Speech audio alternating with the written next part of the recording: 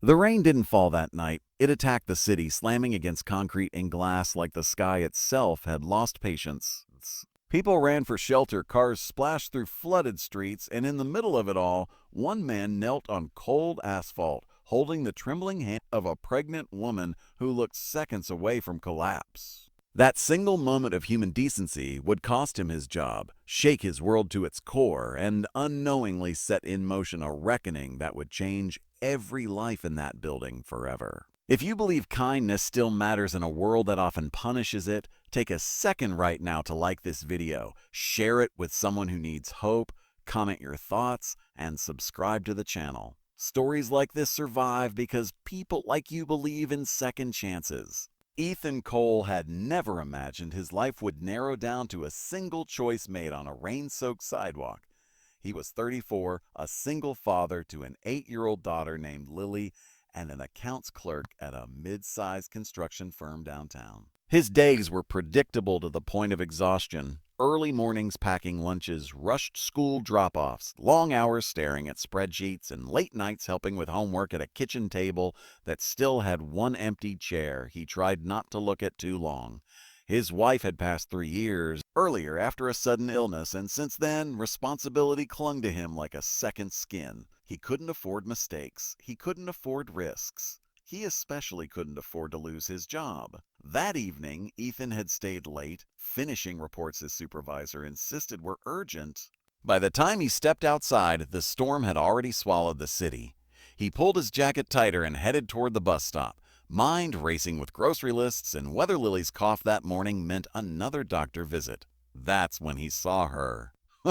She was sitting on the edge of the sidewalk, one hand braced behind her, the other gripping her swollen belly. Her hair was plastered to her face, her clothes soaked through, her breathing shallow and uneven. People hurried past, eyes down, shoulders hunched, pretending not to notice. Ethan slowed, then stopped. He told himself he was already late. He told himself someone else would help. He told himself he had a child waiting at home. But his feet didn't move. The woman tried to stand and failed, a quiet cry slipping out as she sank back down.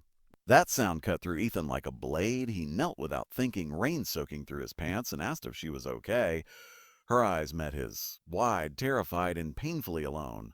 She shook her head. She was pregnant, alone, and in pain, unsure if it was labor or something worse. Ethan flagged down a taxi, but none stopped. He called emergency services, waited on hold, then made the decision that would change everything. He helped her into his car, ignored the voice in his head screaming about liability and time, and drove straight to the nearest hospital, one hand steadying her as she cried through contractions that came too close together to be normal. He stayed until doctors took her in. He filled out paperwork. He waited until her breathing steadied and her eyes finally closed. Only then did he leave, heart pounding, phone buzzing with missed calls from the office and messages from his supervisor demanding to know why he'd disappeared. The next morning, Ethan stood in the glass-walled office of his boss, Martin Hale, a man whose tailored suits and polished shoes had never once touched rain-soaked pavement. Ethan explained everything, voice calm but tired, telling the truth because he didn't know how to do anything else. Martin listened with a tight smile, fingers steepled, eyes cold. He didn't ask if the woman was okay. He didn't ask how long Ethan had been delayed. He simply said that leaving during work hours without authorization was a violation of company policy. That compassion didn't excuse insubordination. That reliability mattered more than excuses. Then he slid a termination letter across the desk.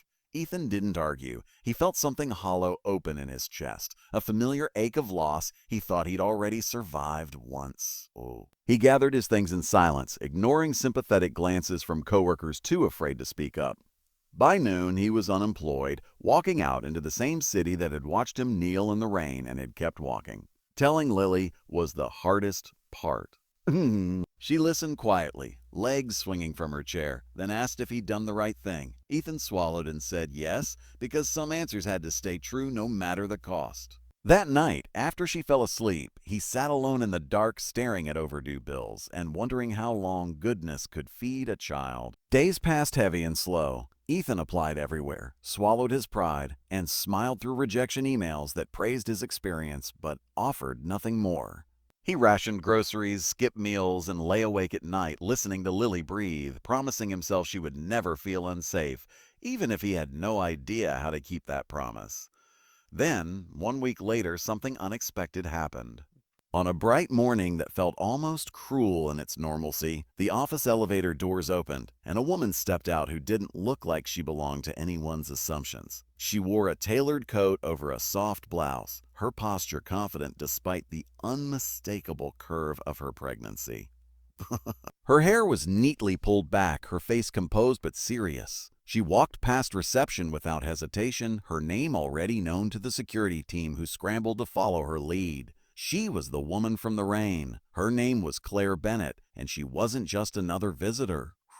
She was a senior partner at the firm's largest investment group, the kind of stakeholder whose decisions shaped budgets, leadership, and futures. She had built her career quietly, deliberately, and with a personal code that didn't bend easily. When she'd regained her strength in the hospital, she'd asked about the man who helped her. When she learned what his kindness had cost him, something inside her hardened into resolve. Claire walked straight into Martin Hale's office, shutting the door behind her. What happened inside didn't involve shouting or drama. It involved facts, timelines, values. She spoke about corporate image, ethical responsibility, and the message sent when compassion was punished. She spoke about leadership and how power was meant to protect, not crush. And then she did what no one expected. She fired him. By the end of the day, the office buzzed with whispers. Emails went out. Policies were re-evaluated. And one more message was sent, quietly, directly to a small apartment across town where a single father was helping his daughter with math homework. Ethan stared at the email, reading it again and again, convinced exhaustion had finally broken his mind. It wasn't just a job offer. It was a reinstatement, a promotion, and a formal apology from the board. It acknowledged his integrity, his judgment, and the example he set. It offered stability again, real stability. When Ethan met Claire days later, there were no grand speeches. Just a quiet thank you, mutual respect, and an understanding that some connections didn't need words to carry weight. She told him she hoped her child would grow up in a world where people like him didn't have to choose between survival and decency. Life didn't magically become perfect after that. Healing never works that way, but it became lighter. Lily laughed more. Ethan slept deeper. And every morning when he walked into that building, he did so knowing that one moment of courage had echoed far beyond the rain. If this story touched something in you, if it reminded you that even small acts of kindness can change entire lives, please take a moment to like this video, share it, and subscribe. Your engagement keeps stories like this alive. Before this story ends, we have a special request for you. Comment below with one word that describes how this story made you feel. One word can say more than you think. Because somewhere tonight, someone is standing in the rain wondering if doing the right thing is still worth it. And maybe, just maybe, your voice will remind them that it is. The weeks that followed didn't explode with fireworks or headlines, but they unfolded with the quiet weight of real change, the kind that settles into a life and reshapes it from the inside. Ethan returned to work under a different atmosphere, one where people looked up when he walked by, not out of curiosity, but respect. The glass walls of the office no longer felt like barriers separating power from people. They felt transparent in a way they never had before, as if something honest had finally passed through them. He focused on his work with renewed purpose, not because he feared losing everything again, but because he finally understood that his value was not just in numbers and deadlines, but in judgment, humanity, and backbone. At home, Lily noticed the change before anyone else did. Children always do. She noticed that her father smiled more easily, that the tight crease between his brows softened, that he hummed while making dinner the way he used to before grief turned every day into survival mode. Their apartment didn't change much. Same worn couch, same chipped mug, but the air inside it felt warmer, safer, like a place that could hold dreams again instead of just obligations. On weekends, Ethan took her to the park without checking his phone every 5 minutes, letting the future feel less like a threat and more like an open door. Claire, meanwhile, carried her own quiet transformation. Her pregnancy progressed steadily, and with it came a deeper sense of responsibility that went beyond boardrooms and balance sheets.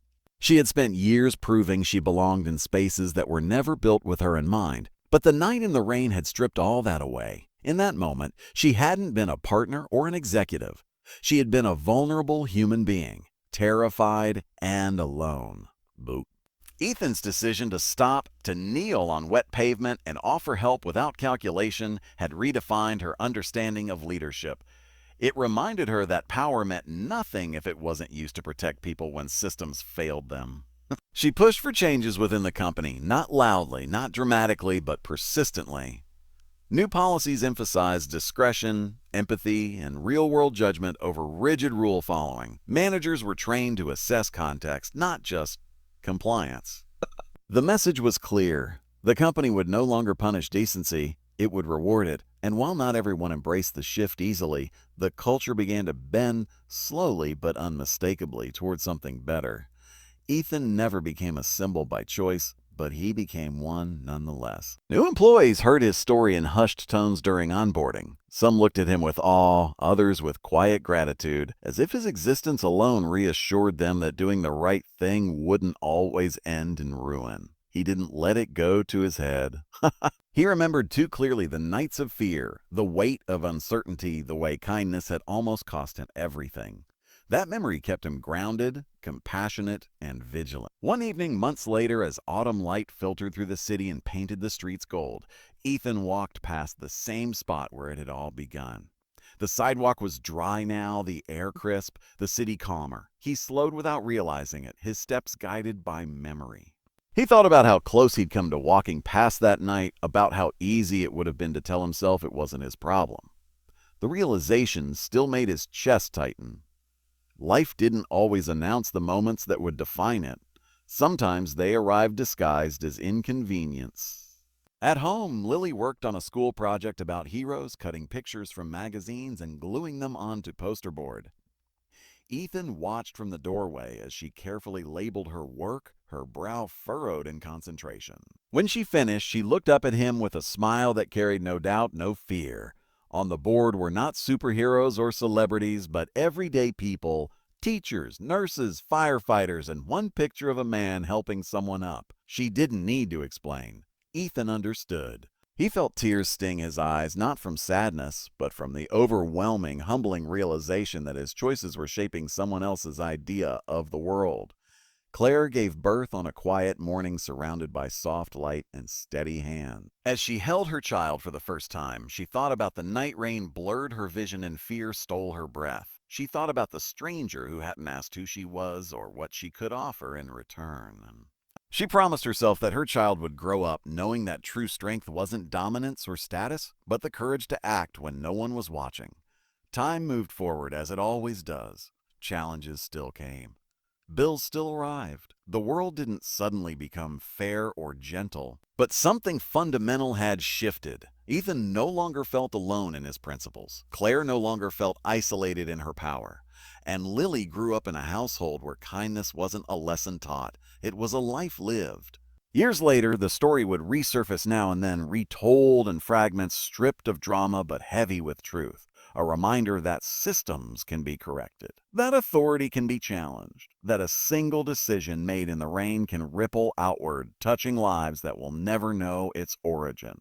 And maybe that's the quiet miracle of it all. Not that a boss was fired or a job was restored, but that compassion survived the test it so often failed by. That a man chose to help when it was inconvenient. That a woman chose to use her power not for revenge, but for justice.